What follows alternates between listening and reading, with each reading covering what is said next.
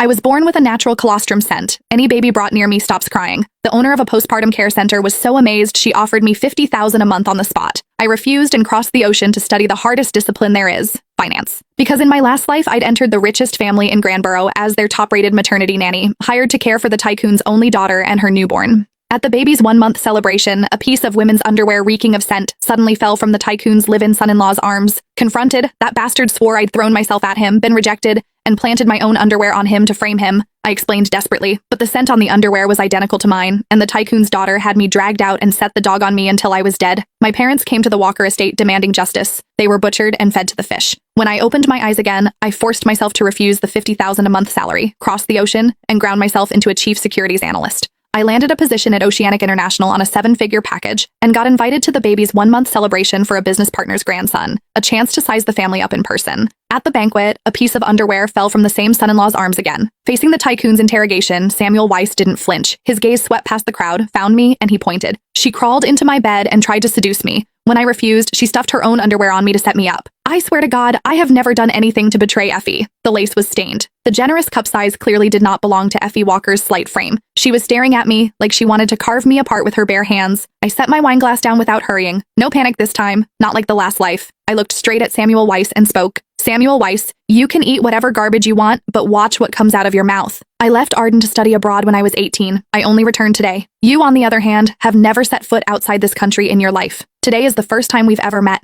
How exactly would I have slipped underwear into your jacket? Seems more like you cheated on your wife and couldn't get enough, so you kept her underwear tucked against your chest to sniff whenever you felt like it. The words were so blunt the entire table went silent. Every guest turned to stare at him. Samuel's face went scarlet, but he kept talking, fighting to save himself. Nonsense! You're one of the maternity nannies in my household. From the very first day, you wouldn't stop making eyes at me. When I ignored you, you got bolder. Last night, I wasn't paying attention for one moment. You pushed my door open, crawled under the covers, and threw yourself at me. If I hadn't threatened to call my wife in from right outside that door and have you fired on the spot, you never would have stopped. His words made Effie's brow crease. Since the birth, the professional nanny team had advised her and Samuel to sleep in separate rooms. Last night, she'd gotten up thirsty for water, and passing his door, she had heard something. Her sharp gaze landed on me. Effie was starting to believe him, and Samuel saw it, so he put on a show and kept smearing me. I saw you were a woman out here earning a living as a maternity nanny, not easy work, so I did you a favor and kept quiet. But I never imagined you could be this vicious. You couldn't seduce me, so now you frame me instead? What a poisonous woman. Effie, Mr. Walker, there is no way our daughter can be left in the hands of a woman like this. She needs to be fired immediately. His words hit Effie right in her weakest spot. That newborn girl was the most precious thing in Effie's world. She turned to her father at once. Dad, a nanny this vicious. Who knows what she's already done to the baby?